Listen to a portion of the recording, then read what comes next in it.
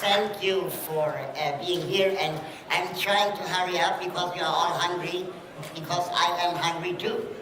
So I'm trying to speed up. Yeah, my name is Raul Krauthausen, and I want to talk to you about digital social innovation and disability mainstreaming. What the heck is that? At first, let me introduce myself. My name is Raul Krauthausen, and I'm one of many founders of the non-profit organization called Sozialhelden. And Sozialhelden means in English social heroes. And what we are trying to do is to make social innovation. So we are thinking like a non-profit organization, working like a startup, making products like an advertising agency. So we are kind of, an innovation company. And what we are working on is about the topic of disability. People with disabilities, people who become disabled, people who are disabled. And when you talk about and when you think about people with disabilities, you always have a wheelchair user in mind, like me. And me as a wheelchair user, of course, I have a lot of obstacles to overcome every day. For example, dogs, which are as high as horses.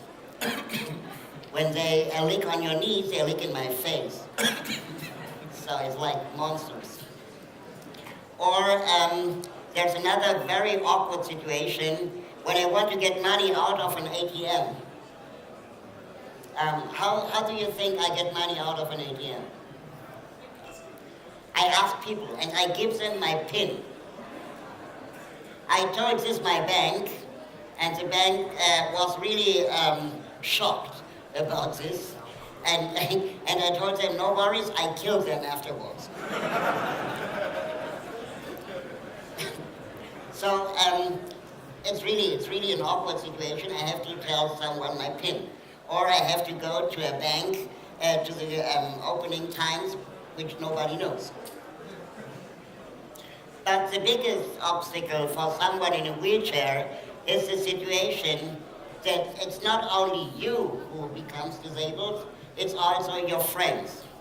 Because when I want to go with a friend of mine into a restaurant or into a cafe, then we always have to find places which are wheelchair accessible. So it's not only my problem, it's also the problem of the friend of me who can walk. But if we want to go together, it's really weird. And it's not only me who has a lot of problems with steps and stairs. It's also, for example, families with strollers, elderly people with walking aids, or someone who becomes temporarily disabled because he has a broken leg. And so we came up with the idea, which we called wheelmap.org. And wheelmap.org is an online map for wheelchair accessible places, where everyone can rate with a mobile phone if a restaurant, a cafe, a club, a bar, a nightclub, whatever, is accessible or not. We have a traffic light system, so red means not accessible, yellow means partly accessible, and green means yes, it's accessible because it has no steps in the entrance. And this project we started in the year 2010, and are now online in 24 languages, also in Klingon.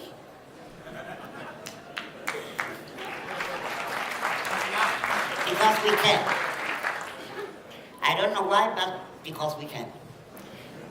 And since 2010, we became to the biggest database in the world dealing and working with wheelchair accessibility information. And now comes the fun part. The fun part is now we can find out which place is accessible, and we can rate places by accessibility, but how can we mainstream this information? And so we had the idea, for example, to cooperate together with Immobilien Scout, because there are a lot of people in wheelchairs who have a lot of struggles to find flats which are wheelchair accessible. And so we talked to the product management of Immobilien Scout, how would it be to empower the maklers of houses and flats, and of course the developers to implement the information if a flat is accessible or not. And now you can also find how accessible is the neighborhood of a flat. So for example, is the kindergarten accessible? When I am in a wheelchair and my child has to go to a kindergarten, it's very important that the kindergarten too is accessible, or the cafe or the restaurant. And together with Immobilien Scout, we implemented it at first, and then we made it the same thing with the Yellow Pages of Germany. So now when you're looking, for example, for a drugstore, now you can find out, according to wheel map information, on Yellow Pages, if it's accessible or not. And what we are now trying to do is, we call this project Accessibility Cloud, to work together with other organizations who are also collecting information of accessibility worldwide, that now we want to implement a standard for online maps on how to map and how to show online if a place is accessible. And this standard will be open, because we are working with open source and the wheel map data is open data. And we want to empower organizations like Google, like Apple, to use the information via one API that we all together collected. And now, our last project I want to show you, because it's a very nice project. We started this in the year 2012, and it's called Broken Lifts. And with this idea, we won a prize, the Open Data Hack Award of Berlin, because we scraped information of the Berlin S-Bahn and the Berlin Underground, if their elevators of the stations are accessible or not. Why did we do that? Because in Berlin we have a very special situation that the S-Bahn and the Underground are two different companies. So you have two different sources where elevators are shown if they are working or not.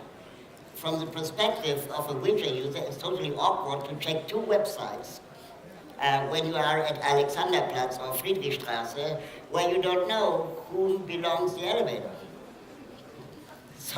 So we scraped the information and put it then together on brokenlifts.org, and now you can see on a mobile website in real time which elevator, sorted alphabetically, is broken in Berlin.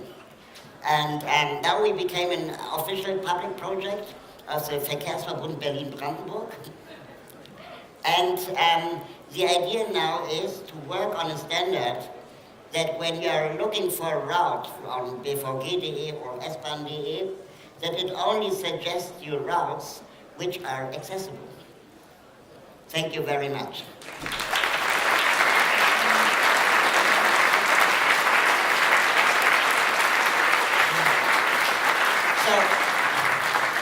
If you are interested in cooperation or sharing data with us, if you have data, then feel free to contact us.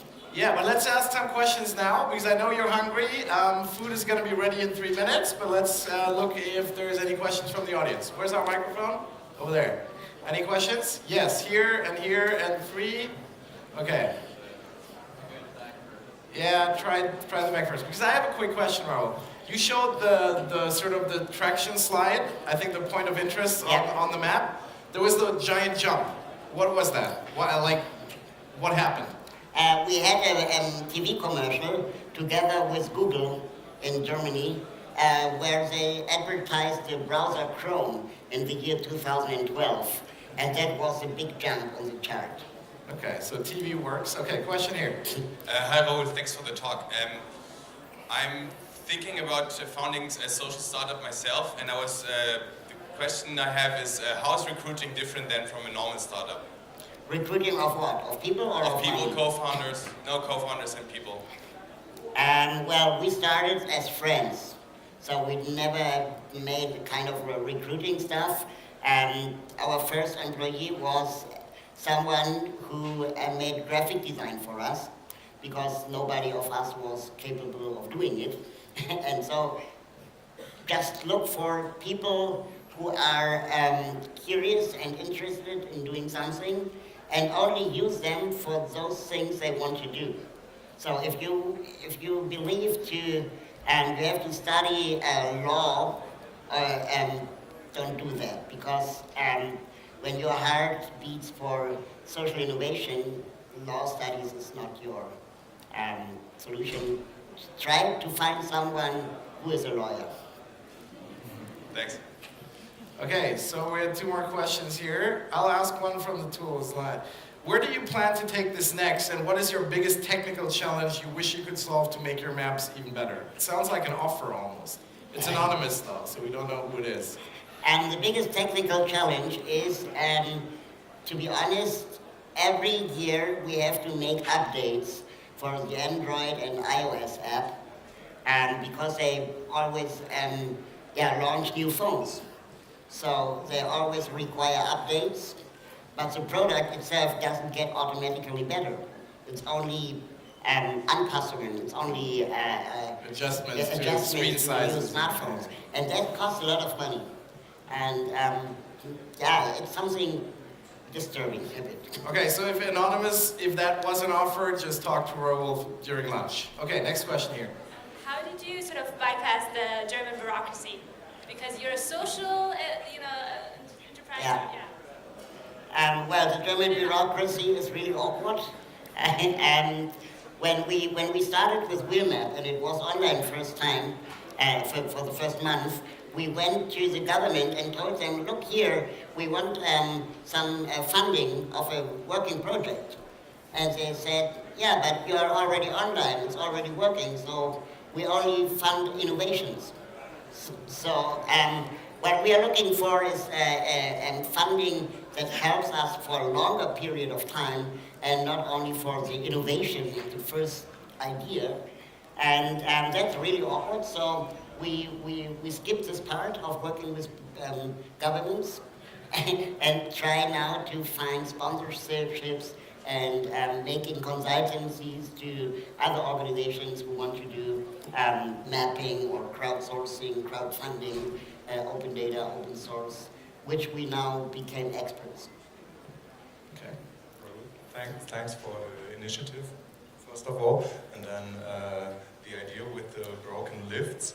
Yeah, isn't there the next level? Wouldn't it be to give people commute information for disabled people? Because I know even if the lift is working, I think you basically don't get the you don't get the next train. You know, which the information they give you your commute time and it doesn't work. Yeah, so you're always late. I guess. Yeah. Well, when you try to use the U-Bahn, it's no problem because you can use every U-Bahn. But when you want to drive with a train, now you have to reserve a seat. So maybe in Berlin everyone used this Öffi app, except they don't use BVG or whatever app. They use Öffi app. Maybe just talk with the guy who writes the Öffi app and. Yeah, we are already working on an API. Perfect. So they can implement it. Yeah. Thanks. You're welcome. How quickly does BVG update the information on the lift? Because I would feel like that could take them a week to say, oh yeah, that lift is broken. Yeah, interesting point. What a lot of people don't know is that nearly all elevators in Berlin-Brandenburg are online. So they say by themselves if they are working or not. Okay. IoT for the win. That's amazing. Internet of Things, or Internet of Elevators. Who would have thought? BVG, cutting edge technology. Okay, one more question maybe? No? You're starving? No question? Now let's eat hot dog. Okay, so thank you, Raul, for the talk. Let's do that first. Yes. Thank you. Thank you.